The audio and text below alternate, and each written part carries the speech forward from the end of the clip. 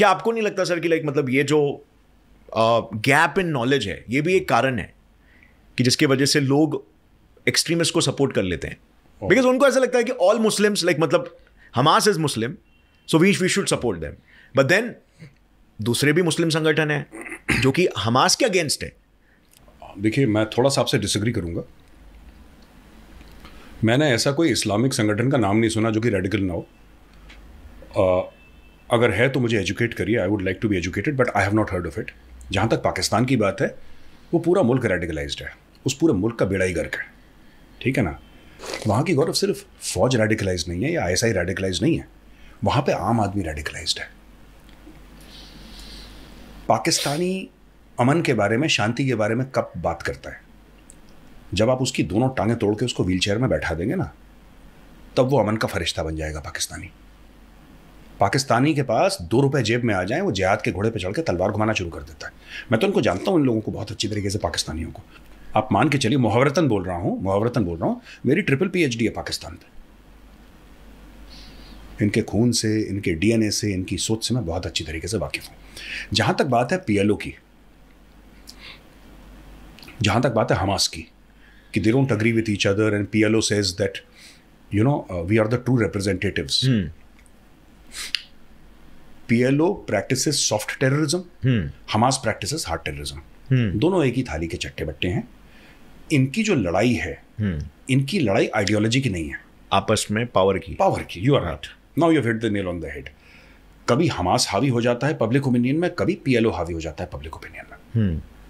That's it. इन दोनों का मुद्दा वही है। मैं एक छोटा सा एग्जांपल देता हूं। 2005 में, और ये काफ़ी डिस्कशन में था मीडिया में 2-3 दिन पहले तक, 2005 में इजराइल पूरा गाजा से पीछे हट गया।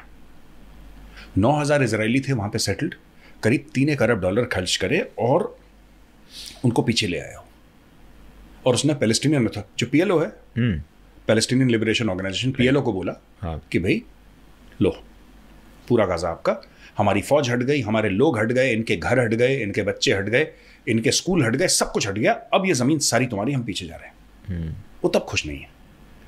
मैं आपको बताता हूँ चाहते क्या है। अच्छा, जो मैं बोलूँगा ना, थोड़ा सा अनपॉपुलर है, लेकिन ये सच है और हमें सच बोलना चाहिए। गौरव, मैं आपको बताता हूँ, ये चाहते हैं कि इजराइल बर्बाद हो जाए, to push the Jews into the sea, समुद्र में धकेल दिया जाए यहूदियों को, इनको मार दिया जाए। तो when they say from the river to the sea Palestine will be free, इनकी कहावत है, from the river to the sea Palestine will be. ये रिवर कहाँ है और सी कहाँ पे है? सी के बगल में तो जूस बैठे हैं। सबको धकेलो, समुद्र के अंदर डालो, एक राज होना चाहिए। This is what Hamas wants, this is what PLO wants. क्योंकि इजराइल, देखिए, जो इजराइल बना वो तो UN के मैंडेट से बना 48 में, 47 के एंड में, और 48 में हो गया था। इजराइल तो UN के मैंडेट से बना। इजराइल ने बोला कि जो UN ने हमें जमीन दी, हम उसमें खुश हैं, कोई बात नहीं। जो लोग कहते हैं ना इजराइल ने इनकी जमीन घेरी, राइट, वो तो वॉर के बाद हुआ था। नहीं, इन लोगों ने इजराइल के ऊपर अटैक करा इजराइल की जमीन घेरने के लिए, राइट। इजराइल ने इनको मारा। 5 countries attacked Israel in 1967, 5 at once। 5 मुल्कों ने हमला करा, इजराइल ने 5 को पीटा, 5 को हराया और इनकी जगह घेर ली। इनकी खुजली नहीं मिटी, इन्होंने फिर 1973 में अटैक करा इजराइल को, इजराइल ने फिर और जमीन घेर ली। तो इसमें रोना किस चीज का? क्योंकि आपने क्यों अटैक करा था इजराइल में? जमीन घेरने के लिए ना। अब आप हार गए तो आप विक्टिम कार्ड प्ले कर रहे हैं, यही है बस। राइट। सो आई थिंक यहाँ पे लाइक मतलब ऑब्वियसली बिकॉज इतने सारे इतनी बड़ी पॉपुलेशन है लाइक मुस्लिम्स की, तो यहाँ पर मुझे ऐसा लगता है कि कुछ रिलीजियस लीडर्स है जो कि सिर्फ एक्सट्रीमिज्म फैला रहे हैं, और अगर वो धर्म को थोड़े से मतलब, क्योंकि it's all about interpretation, right, कि आज के तारीख में इंटरप्रिटेशन सबसे ज़्यादा चलता है। मतलब क्योंकि बहुत सारे लोग रिलीजियस बुक्स तो रीड ही नहीं करते, जो उसका मीनिंग बताया जा रहा है उसके बेसिस पे लोगों को मिल रहा है। तो instead of like creating extremism, extremist views, instead of like creating radicalization, अगर वही चीज़ को थोड़ा सा बैलेंस किया जाए तो आई थिंक ये प्रॉब्लम काफ़ी हद तक सॉल्व हो सकता है। लाइक मतलब ये जो but obviously like this is just kind of an utopian thinking, right? ये कभी बैलेंस नहीं होगा। बात यह है कि आपका एक ओपिनियन है, मेरा एक ओपिनियन है, हम दोनों का नाम गौरव है, हम दोनों एक कप कॉफ़ी पे बातचीत कर लें और आप बोलेंगे ठीक है, आपने जो बोला चलिए मैं थोड़ी आपकी बात मान लेता हूं, मैंने आपसे बोला ठीक है, आप जो कह रहे हैं गौरव मैं आपकी बात मान लेता हूं।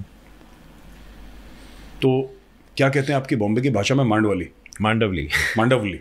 तो मांडोली हो जाती है ना, तब बातचीत करके लेन देन करके मामला खत्म हो जाता है। अगर मैं बोलूं कि गौरव ये मेरा पॉइंट ऑफ व्यू है और आप अगर मेरी बात नहीं मानोगे मैं आपका मर्डर कर दूंगा, और आप मुझसे बोलते हाँ गौरव मैं भी यही कह रहा हूं आपको, भाई मेरी बात नहीं मानी ना तो आई विल किल यू, मैं आपका मर्डर, फिर कहां बात होगी।